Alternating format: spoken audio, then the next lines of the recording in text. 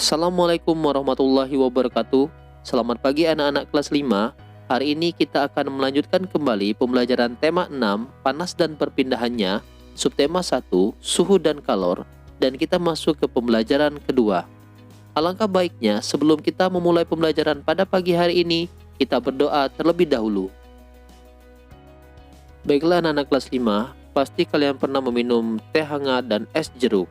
Dalam kehidupan sehari-hari, kamu sering mengukur suhu dengan sentuhan telapak tangan. Indera peraba akan mengirimkan informasi ke otak untuk memberitahumu bahwa sesuatu itu terasa panas atau dingin.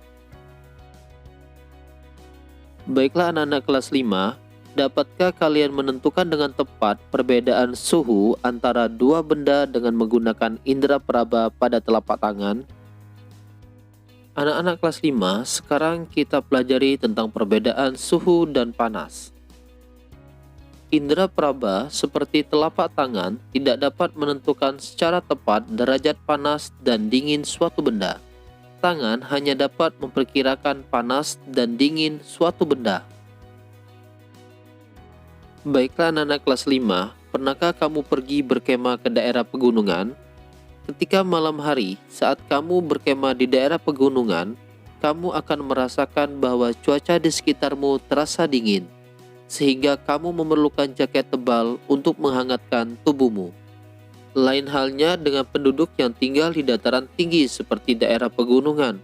Mereka tidak terlalu merasakan hawa dingin karena mereka sudah terbiasa dengan hawa dingin di pegunungan.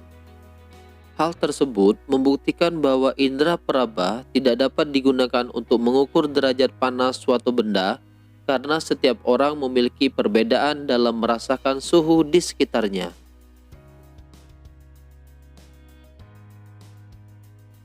Dalam ilmu pengetahuan alam, untuk menyatakan tingkat panas dinginnya suatu keadaan digunakan suatu besaran yang disebut suhu atau temperatur. Panas atau kalor dan suhu adalah dua hal yang berbeda. Energi panas merupakan salah satu energi yang dapat diterima dan dilepaskan oleh suatu benda. Ketika sebatang logam dipanaskan dengan api, batang logam tersebut mendapatkan energi panas dari api.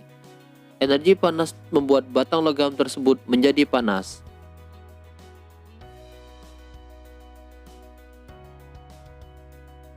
Ketika batang logam tersebut panas, suhunya meningkat.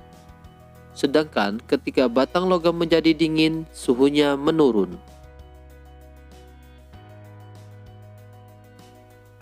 Suhu adalah besaran yang menyatakan derajat panas suatu benda.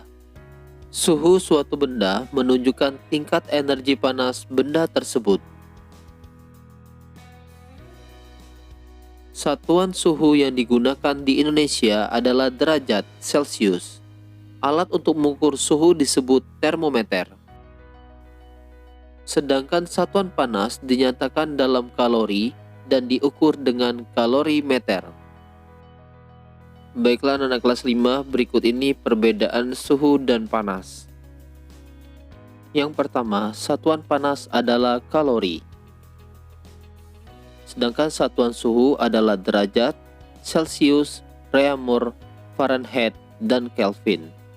Panas dapat diukur menggunakan kalorimeter. Suhu dapat diukur dengan termometer. Panas dapat berpindah dari satu benda ke benda lainnya, sedangkan suhu tidak dapat berpindah, namun bisa naik turun.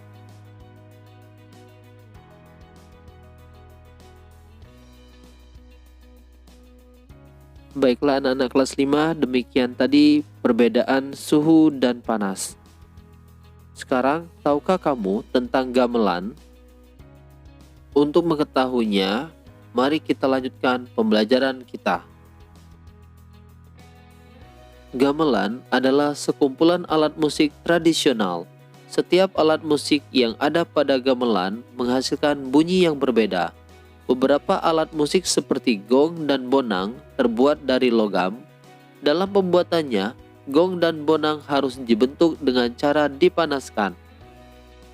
Gamelan digunakan untuk mengiringi beberapa lagu daerah yang dimainkan dalam tangga nada sederhana. Lalu, tahukah kamu apa yang dimaksud dengan tangga nada? Tangga nada adalah urutan nada yang disusun secara berurutan. Misalnya, do, re, mi, fa, sol, la, si, do. Ada banyak jenis tangga nada. Di antaranya adalah tangga nada diatonis dan pentatonis.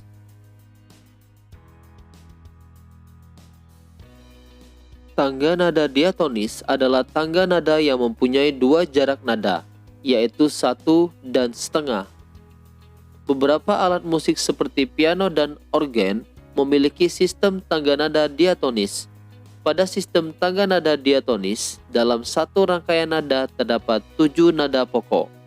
Nada ke-8 merupakan pengulangan nada pertama.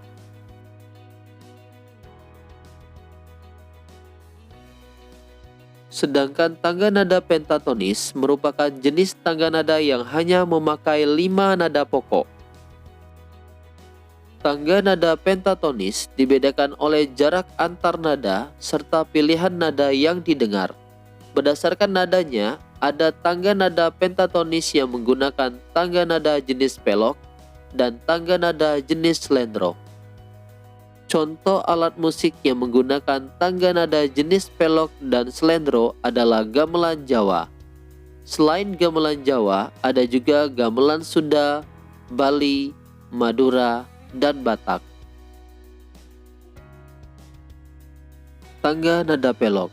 Tangga nada pelok biasanya menggunakan susunan nada yang berbunyi seperti nada-nada do, mi, fa, sol, si.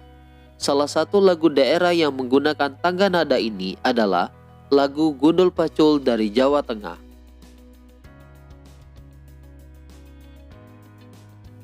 Tangga nada slendro.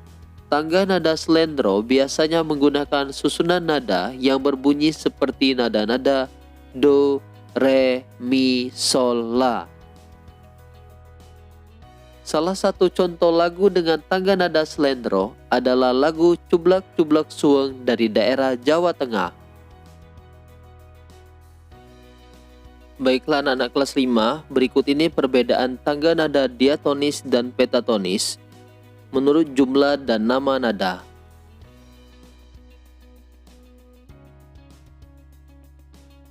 Baiklah anak-anak kelas 5, demikian tadi pembelajaran kita pada pagi hari ini.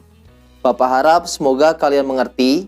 Ingat pesan Bapak 3M, menggunakan masker saat di luar rumah, mencuci tangan setelah bepergian, dan menjaga jarak di dalam keramaian. Bapak akhiri, Assalamualaikum warahmatullahi wabarakatuh. Selamat pagi.